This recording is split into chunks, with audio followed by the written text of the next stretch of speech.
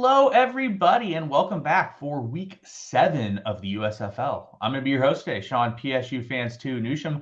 Joining me, we have a special guest for this lucky Week 7, ChrisGimino. Chris, how's it going today? Yeah, I'm just enjoying the off-season period of the NFL with some spring football, as I'm one to do, and this is just another crazy week of new developments in a situation that is becoming increasingly unpredictable, which is pretty much the exact opposite of what you expect in a football season. Yeah, I mean, as you guys can see, Chris is one of the biggest fans in the league. He actually has merchandise, so I mean that puts him way above everyone else. But yeah, quick recap on what's going on in the league. We have extended rosters. I believe it went from 38 to 40, and the practice squads have expanded as well. So, what's your take on the expansion of adding a little bit to the rosters and adding a little bit more depth into the practice squads, Chris? Well, look, we're already looking at situations where the reporting on injuries is sketchy at best. We have guys that they say they're available this week and they're not available. So we've already got that under our belts to try to contend with. And now we've got additional players that are going to be coming into the mix, confusing situations where this is the developmental league.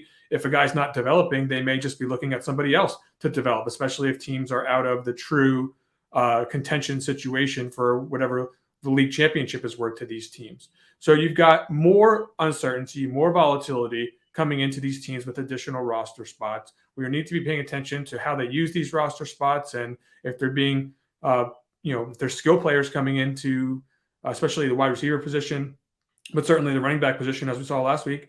No safe bets there. Bo Scarborough now apparently a workhorse in the league already. There's just no telling what these additional roster spots will do to upend what we think is going to happen in uncertain situations. Moral of the story, we want to focus on the most certain situations on each team. Yeah, and that's something that I've sort of noticed. We're just seeing sort of like a roster mania going on where each and every team is just rotating guys in and out. Like you said, if they're unproductive, someone else is coming in. Something I've noticed is sort of if running back picks up any sort of knock, they're effectively just worked out and they're just not involved anymore, whether they're not they're replaced or just moved to the practice squad. But we've seen a lot at quarterback. We've seen a lot at running back.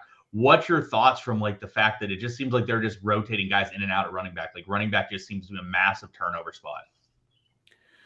Well, I mean, some of it's due to injury, I should say, not a lot of it. But there's other situations where game to game it's unpredictable. I think what it amounts to is there's just a couple of guys that just consistently have been getting the ball all season long. Guys in New Jersey are certainly examples of that. And if we're plugging these guys into our rosters more consistently than our opponents, I think that we'll at least have a higher fantasy points floor. And considering that a lot of players that we're expecting to do stuff are getting zeros in weeks, then having a high fantasy points floor is definitely a very good thing, regardless of format. Yeah, so we'll start here at quarterback quickly. So Shea Patterson played every snap and then got dropped and got cut last week. But so we look here. So when we talk about stability, to me, there's a lot of stability at quarterback, especially at the top end with Case Cookus and Jordan Ta'amu. So what's your thoughts on the quarterback situation? Well, I think if you're building, the most projections optimal lineup, you're going to see Cookus in there because his price point is $2,500 less than Ta'amu. Ta'amu had a big game last week. That is certainly going to draw the attention of people this week. Of course, the matchup, here with New Jersey. I mean, we don't want to talk too much about matchup. The opportunity is more important, but certainly for the 2,500 less, I think Cookus is going to be the player that you can rely on to be in the game and barring injury the entire time on a team that seems productive all season long from an offensive standpoint. Certainly last week was no exception. And then, you've got the salary savings to build up your other positions. I think it's Cookus, but Ta'amu, of course, has the rushing upside. We saw him get on into the mix with rushing ability last week, and then the 4 touchdowns, 300+ yards, not something we've seen a lot of here in the USFL. So Ta'amu is certainly somebody I understand if you want to play, but it looks like based on the projections, based on the price point, it's Cookus. Yeah, and so for me, like that's the thing that Alex and I have talked about each and every week is Cookus is the one guy on the one team that you are confident they're going to be throwing the ball and he will be involved. So Ta'amu had a really strong game, like you said last week, but how often are we going to get 304 touchdowns? However, Ta'amu's rushing stats have gone up all season. It's trended from 1 to 4 to 6 to 9. It's been consistently at 9 the last 2 weeks, which is a really good rushing volume. So to me, those are like the two clear-cut quarterback situations. And like sort of looking through the league a bit, if we go through each and every team, So Michigan cut Patterson. We think Paxton Lynch is going to play, probably get the whole game, but they brought in Eric Barrier from Eastern Washington. So if he plays, he would be a very interesting piece, but we don't have info yet on whether or not he would play. We think it's going to be Lynch. We know Tuamu is going to be consistent for Tampa Bay. For Philly, we know Cookus is going to be consistent. So, like, talking about certainty, like, those are two certain situations. More uncertain situations, when you look at New Jersey Generals, DeAndre Johnson got hurt last week, didn't return. They signed Kyle Laletta. So we are thinking that Luis Perez is going to play 100% this week, and we won't see any of Johnson at all, but that could change. Thorson should get all the work there. So Jamar Smith last week, he played when they were tied or trailing, I believe, and then Magoo came in when they were ahead, and they were able to just run the ball a bit. So, like, I think that's going to be a split that you're not really interested in. And then Vad Lee is sort of been the workhorse for Pittsburgh since coming in, and then Kyle Sloter. So we have a bit more of a even out situation. So, like, for me, like, I see a few options I just don't even think are really options in general, but we have the clear-cut cash options. Who do you think are more of the GPP options? For me, Vad Lee's the one that really stands out. Yeah, I mean, that's certainly going to be on the table. Sloter's a good player. He's expensive, but I mean, I guess because if you look at how much, we don't have the ownership posted yet, but I imagine Cookus and Tamu are just going to be just like astronomical in their ownership this week. It just seems like such obvious options, and quite frankly, going elsewhere in GPP, I don't know if it's a great idea. I mean, the odds of one of these other guys actually outscoring either of these two guys by enough to make you sorry about it, I don't think that there is a tremendous probability of that. Now, like you said, Vad Lee, I would call him less of a known commodity than the other guys as far as what we could see from him week in and week out. But I would say that if you're looking at the situations having changed here, his is the one that would provide the most parabolic upside compared to what we know about the players. And I guess the other name I'll mention is Jamar Smith, because the team in general has been good this season. And if for some reason Magoo just doesn't play at all in this game, that would be a check in his a favorability for him. But I mean, that's just not something I would be willing to bet on right now. Yeah, and the only other person I will mention is, so, like, I have issues with Luis Perez. I just think that I think that Luis Perez, Sloter, and Thorson all have capped upsides. So, like, those guys don't really do anything for me. And then when I look at Vad Lee, I know he has the rushing ability despite not having fully showcased it thus far. And then the other name that I think is of interest is Paxton Lynch.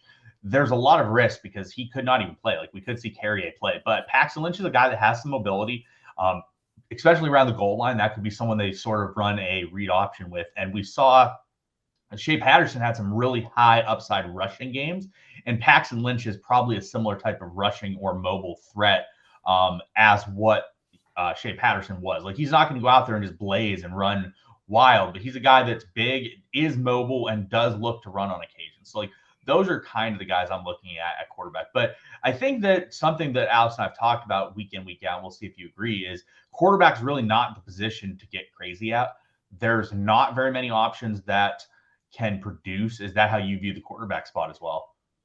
Absolutely. I mean, look, you mentioned Paxton Lynch. Like, I get it. Like, if you squint your eyes and look at the situation, you can see where you can like visualize the box score where he does well. But then, of course, I can also visualize him not playing at all, and then just like he gets zero fantasy. I mean, they play what's the other guy's name that they have? They have a third quarterback on this team.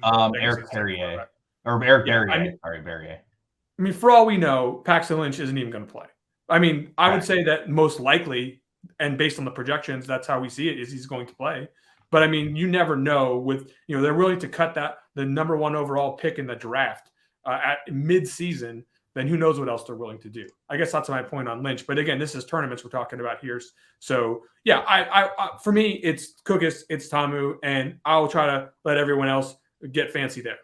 Yeah, and let me just say that if Barrier was a guy that would come in, he has mobility. But Barrier would be really interesting option if he were to play, which we just don't know about. So from that perspective, you have to wait and see. All right, moving on to running backs. So, like, what I've realized is the running backs are just sort of use and abuse the running back situation and move on to the next guy. interesting things from last week for me is Reggie Corbin got a full workload for Michigan when it had been like a 3 workhorse dumpster fire there. We saw BJ Emmons and Juwan Washington be back to a pretty much even split last week. We don't have that situation where he's a full-on workhorse again for Washington. Matt Colburn, we saw. So Paul Terry was banged up, but he was expected to play. He was full go in practice, and it just was full go Matt Colburn. The issue with Matt Colburn is he lacks talent. He's just a very untalented guy. He's just a bigger dude that really slow. Is not really the guy you want. New Jersey, like Chris said, New Jersey wants to run. We saw each Victor and Williams get 16 carries last week. Then we saw Dalen Dawkins continue to get a workload. We saw Bo Scarborough come in and get a pretty hefty workload for Birmingham. And then we saw Madre London and Garrett Groshek continue to rotate. And we saw Anthony Jones and Jordan Ellis. It was relatively even split snapped carry, but the carry volume was heavily in favor of Anthony Jones. So the thing with running backs to me is that earlier in the season and over certain weeks, we've had running backs that looked like full-on workhorses, whereas now going into this week, I don't see a single situation where there's a full-on workhorse except for one person, which I will mention. Mark Thompson has been very consistently getting the work.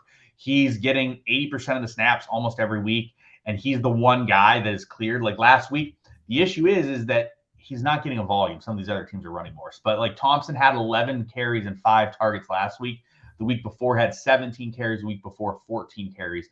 And every week he's been on the field, which is more than you can say about some of these guys. So what's your thoughts on the running back situation, especially with what we saw with Scarborough and Anthony Jones last week? Yeah, so I just look at the lack of explosiveness in the run game there's been instances. Reggie Corbin had games where he's had explosive plays. We saw Colburn last week. The guy you just described as unable to get out in the open field somehow got out into the open field last week. But I don't think that these are plays to be expected. We should be expecting more of what we see from Darius Victor, what we see from Bo Scarborough.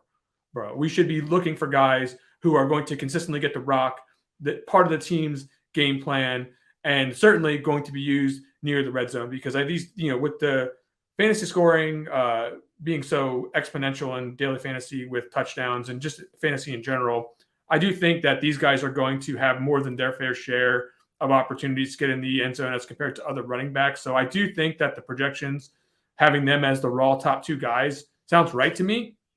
As far as where I would go with the third slot, if I was using 3, which is not a guarantee that you have to do in tournaments, but just maybe in your cash games or like your more solid lineups.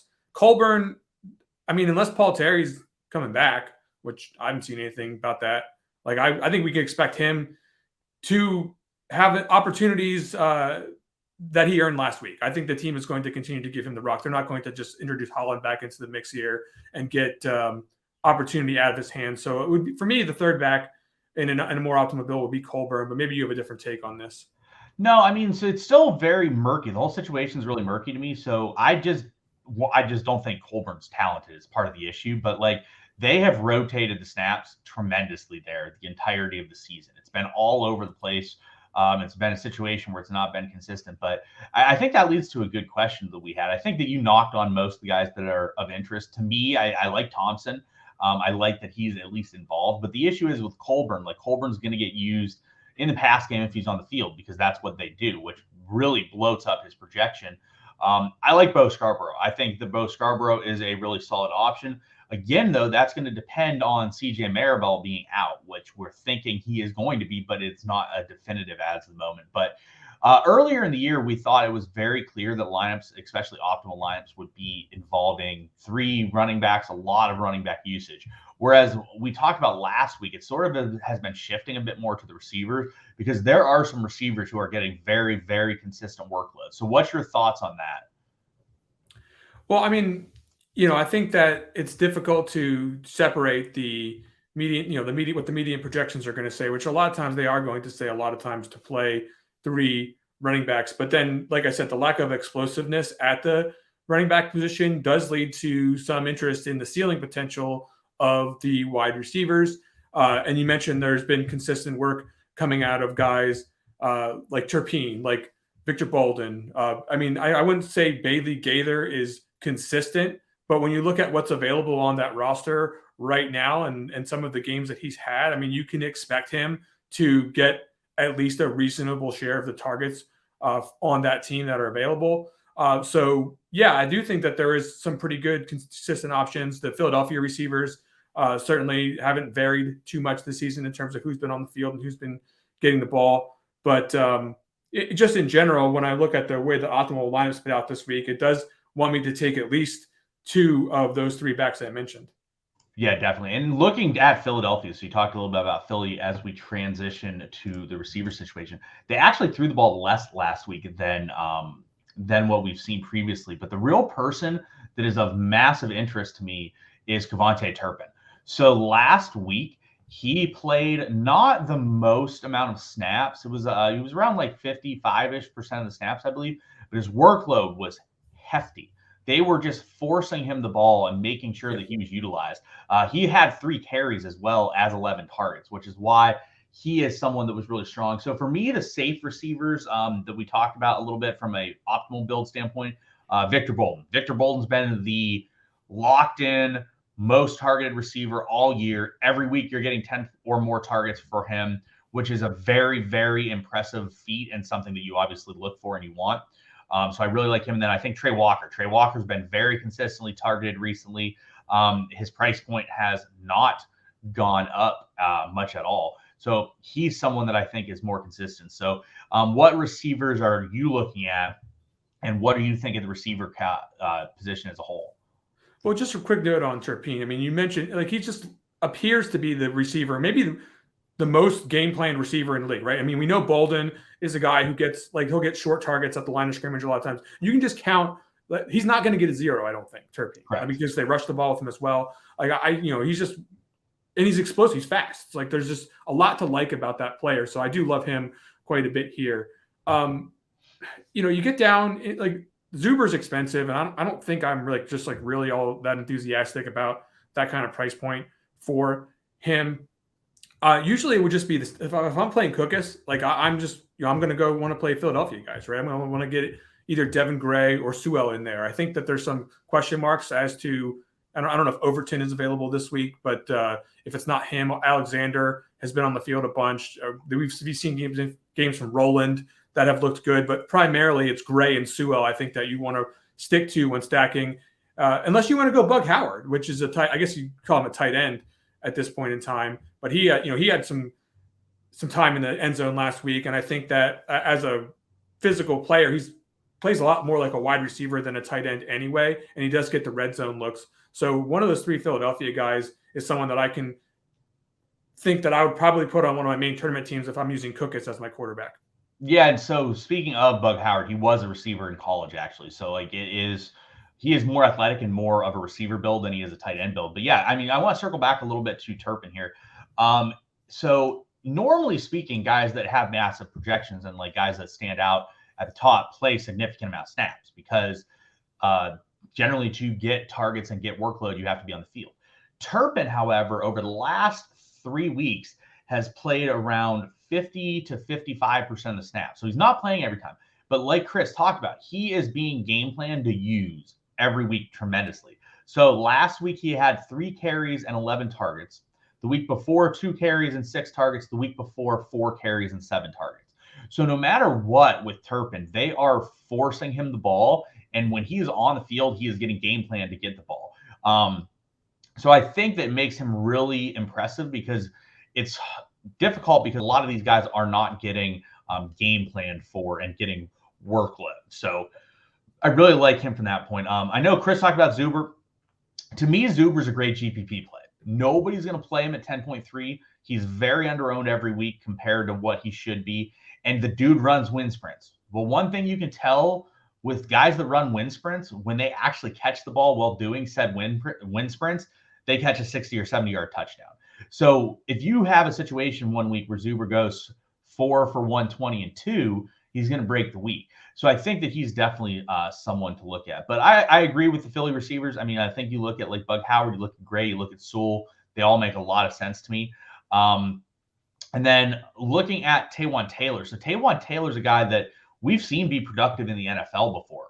We saw him be really productive in college as well. So what's your thoughts on Taiwan Taylor? And he actually came in and had a pretty decent load last weekend compared to what he's been recently. It's hard for me to want to fall in love with any of these three guys, Dixon and Adams, because they're all pretty consistently involved, and we just haven't seen the scoring like running up here on the New Orleans side. I mean, I just like we will see in Philadelphia, like we'll probably see in Birmingham a lot of weeks. Like there's I'm just not as excited about playing this offense in the passing game since I'm not using the quarterback. But if I was going to pick one of these guys, certainly going with the cheapest guy with the NFL productivity to attach to what we're seeing on the field here, which is the potential to be efficient in a league without a lot of efficiency, I think Taiwan does make sense as a tournament play. Will I land him in my main lineup? I don't know, but I can see where the argument's going to come into play that he's going to be lower owned than his upside would suggest he should be. Yeah, and so looking at the receivers as a whole, like you talked about, like there are guys down here. Like we look at South Canal, like we talked about last week. He generally gets quite a bit of workload. This is, in my opinion, the spot where you want to be going the more off board. For example, like Lance Lenoir here, you see is like 12th on the list, give or take. This is a guy that's getting a full workload, getting good amount of targets each and every game. We saw him; he had 12 targets last week, 9 the week before. This is a guy that can produce. If you're getting 10 to 12 targets, you have a good chance at producing. But again, he's at 9,100, and you see like Victor Bolden is, in my opinion, the clear top end option. He's the guy that makes the most sense up there. And then you have like a guy like Trey Walker at 4,700. Makes a lot of sense as well. After that, you're going to have a lot of guys that are going to have a lot more spread out ownership. You have Turpin at 8,300. So when you look at like a guy like Lance Lenoir at 9,100, people aren't going to play him as much. And I think that that's something that, do you agree that the receiver position is really where you want to differentiate compared to the other positions? Yeah, especially since the pricing is just not like it doesn't really line up at all with the projections. Like there's like just so much like variance in terms of, a guy like Lenoir at 9.1, like compared to guys who are like half his price that project higher in raw points. I mean, of course, the ownership's just going to decline precipitously on him. And yet you look at the usage that you just described with him on this team, now potentially with the quarterback being cut, like if it's Paxton Lynch, it doesn't provide like a ton of confidence that we're going to see just like a way more precise quarterback who's going to get him the ball on time where it needs to be. But if he does it just a couple of times more than Shea Patterson does, you could start to unlock some of that upside that the usage suggests could be there. Yep, exactly. All right, moving to the last position, the position that everyone loves the most, the defenses. Pretty much nothing has changed. My opinion is to just spread out defenses. If you're in GPPs, that's realistically all you can do.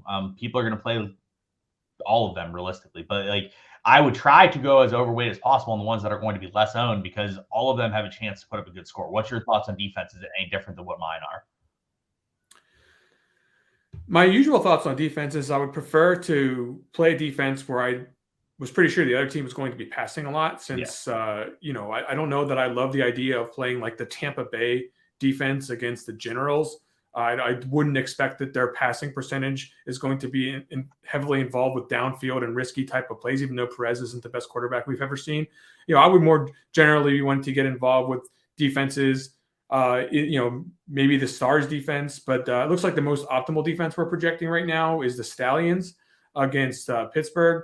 I don't know what you take here on Pittsburgh and how they're going to play here. They've traditionally been more of a run-heavy team, but it does look like the opportunity for that defense, based on the projections, is getting pretty high here for the Stallions. Well, if I think they're going to be playing from behind, I think the Stallions have a decent shot at being productive. But I mean, my general thoughts with defense is like you said, like I want my team to be passing against them, which therefore leads to thinking about the gamblers because they are the cheapest. They're going to be at home against Philly. But realistically, like, we have so much changeover in this league this week. Like whoever's throwing the ball in certain situations is not going to be that great. Like realistically speaking, like there's a lot of guys that are just not going to be the best out there.